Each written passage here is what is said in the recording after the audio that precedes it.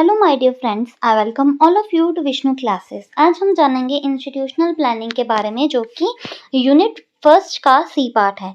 सो institutional planning होता क्या है? इंस्टीट्यूशनल प्लानिंग है क्या? दो वर्ड से बना है, इंस्टीट्यूशन प्लस प्लानिंग। प्लानिंग क्या होता है कि जो आप पहले से ही सोच के चलते हो सारा, और इंस्टीट्यूशन मतलब जो आपका जहाँ पे आप, जैसे स्कूल है, कोई भी आपकी जो एडमिनिस्ट्रेशन जहाँ पे चला रहे हो, है ना। तो उसी तरीके से किसी भी स्कूल, कॉलेज या यूनिवर्सिटी को चलाने के लिए एक अच्छे ढंग से पहले जो है प्लानिंग की जाती है। तो इस उसे हम इंस्टीट्यूशनल प्लानिंग बोलते हैं। इंस्टीट्यूशनल प्लानिंग क्या है? एक जर्नी है ताकि एजुकेशन सिस्टम में इम्प्रूवमेंट आ सके। अब स्कूल्स हैं या कॉलेजेस हैं, वो क्यों प्लान करते हैं पहले से ही सारा, ताकि इम्प्रूवमेंट की जा सके, आगे से आगे और बेटर किया जा सके। उसी के लिए जो है प्लानिंग ये सारी चलती है। सो ये एक ऐसा प्लान है जो कि इंस्टीट्यूशन के द्वारा प्रिपेयर किया जाता है, ताकि जो भी हमारी नीड्स हैं या जो भी हमारे रिसोर्सेज हैं, उनको हम अच्छे से यूटिलाइज कर सकें, और जौन-जौन से रिसोर्सेज अवेलेबल हैं या जो उनसे अनअवेलेबल हैं, उनको भी जो हम यूज़ कर सकें। जो अनअवेलेबल हैं, आगे वो अवेलेबल रहें हमारे लिए, उसके इम्प्रूवमेंट के लिए काम करें, और अवेलेबल रिसोर्सेज को हम यूज़ कर सकें। ठीक है, ये क्या है? एक तरह से इम्प्रूवमेंट का ही एक पार्ट है। तो इसके लिए क्या-क्या ऑब्जेक्टिव्स होते हैं? सबसे पहले जो भी हमारा स्कूल है, स्कूल प्लांट कहा गया है उसे, स्कूल को ही इसे स्कूल प्लांट कहा गया है। तो स्कूल प्लांट को इम्प्रूव करने के लिए प्लानिंग बहुत ज़्यादा ज़रूरी है। आपने देखा होगा कि अगर कोई क्लासरूम में टीचर पढ़ाने भी आता है, तो वो पहले से प्री प्लान्ड होता है कि उसने आज क्या करवाना है। तो इसका मतलब क्या है कि इफेक्टिव टीचिंग के लिए प्री प्लानिंग बहुत ज़्यादा ज़रूरी है। आपने लेसन प्लान्स बनाए होंगे, ये सारा कुछ क्यों है? क्या है? आपकी प्री प्लानिंग है।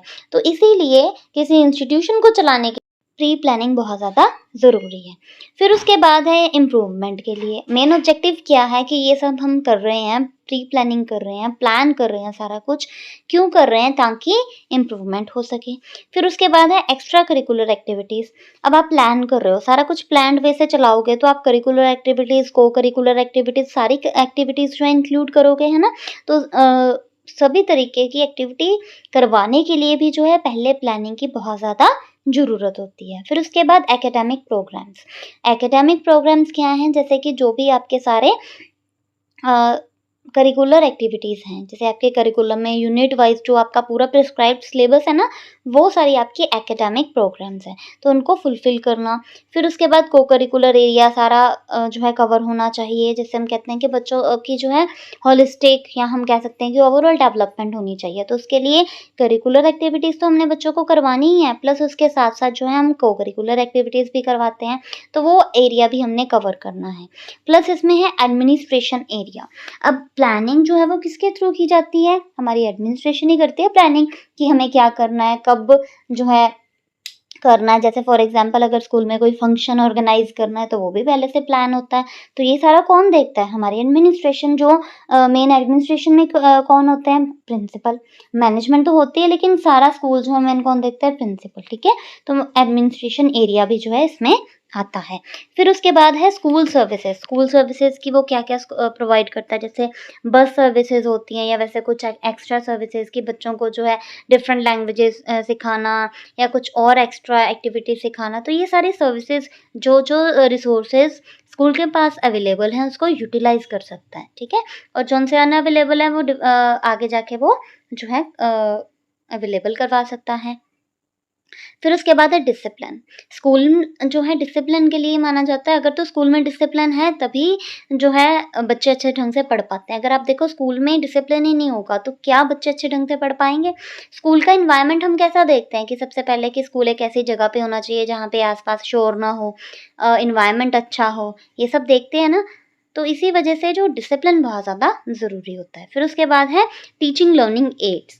अब आप देखो कि आजकल जो है प्रोजेक्टर्स वगैरह बच्चों को पढ़ाने के लिए डिफरेंट, ताकि बच्चों को हम एनिमेशंस दिखा सकें, वीडियोस दिखा सकें, क्लिप्स दिखा सकें, या वैसे जो टीचिंग एड्स की ज़रूरत होती है, जैसे हम मॉडल्स बनाएं या वैसे, है ना, तो उसकी भी नीड होती है। नेक्स्ट है स्कूल कम्युनिटी रिलेशनशिप।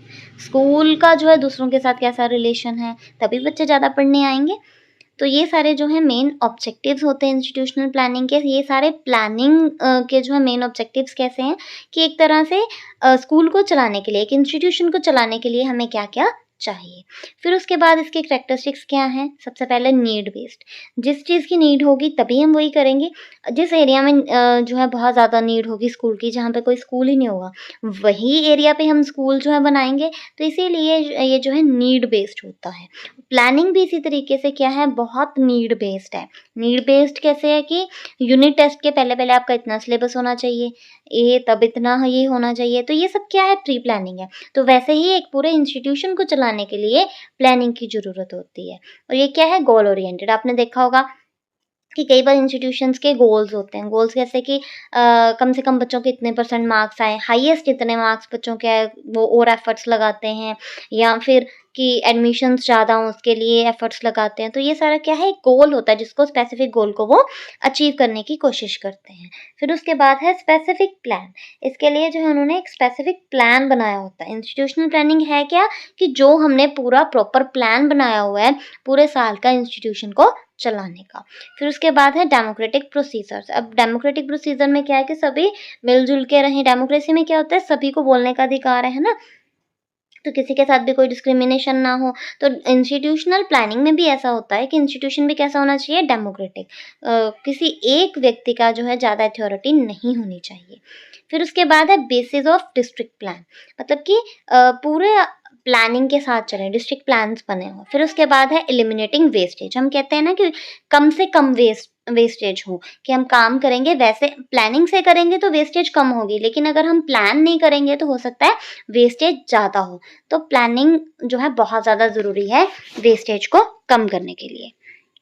फिर उसके बाद है कॉन्टिन्यूसली डेवलपिंग। अगर आप देखो, आपने पहले से ही प्लान किया हो कि मैं ऐसे काम करूँगा, है ना? तो प्लानिंग के साथ आप अच्छे से काम कर पाते हो। इसी वे से इंस्टीट्यूशन है कि इंस्टीट्यूशन में अगर पहले से ही प्लानिंग चल रही हो कि हमने ऐसे ये प्रोसीजर अपनाने हैं, ऐसे काम करना है, तो उससे जो है कॉन्टिन्यूसली डेवलपमेंट होगी। लेकिन अगर प्लानिंग ना हो तो वो नहीं हो पाती। फिर उसके बाद है स्कूल इम्प्रूवमेंट।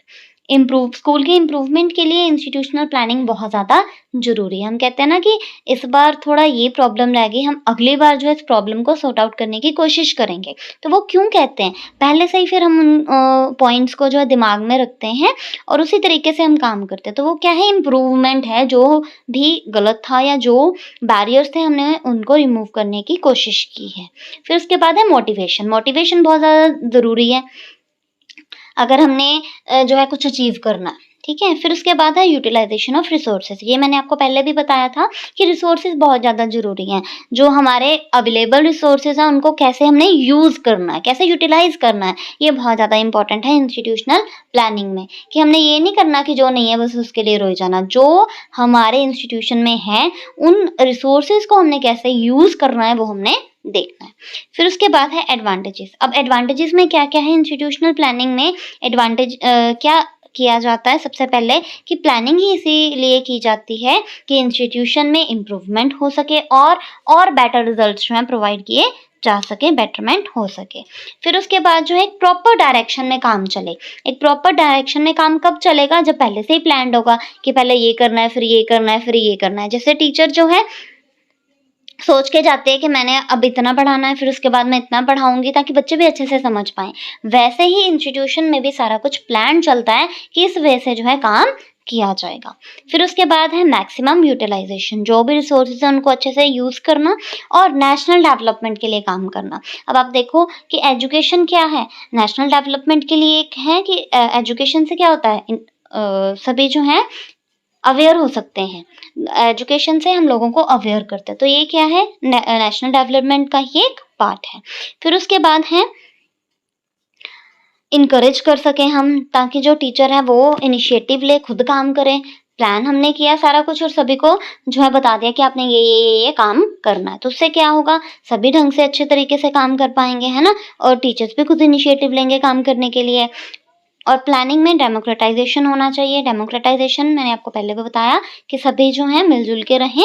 सभी जो हैं अथॉरिटेटिव मतलब ना हो कि किसी एक व्यक्ति ने जो बोल दिया वही होगा, ऐसा कुछ नहीं होना चाहिए। सभी अपने-अपने राय, ओपिनियन दे सकें। फिर उसके बाद है प्रोग्रेस। इंस्टीट्यूशनल प्लानिंग से प्रोग्रेस होती है। प्रोग्रेस वही हो गया कि बेटरमेंट है, इम्प्रूवमेंट हो रही है। आगे से आगे प्रोग्रेस के लिए हम पहले से ही प्री प्लान्ड रहते हैं ना? तो इससे और लोगों को भी जो है अपॉर्च्युनिटीज़ मिलती हैं। तो आज हमने इंस्टीट्यूशनल प्लानिंग के बारे में जानना है। So hope you like this. Please like, subscribe and share this channel for more and more videos. Thank you.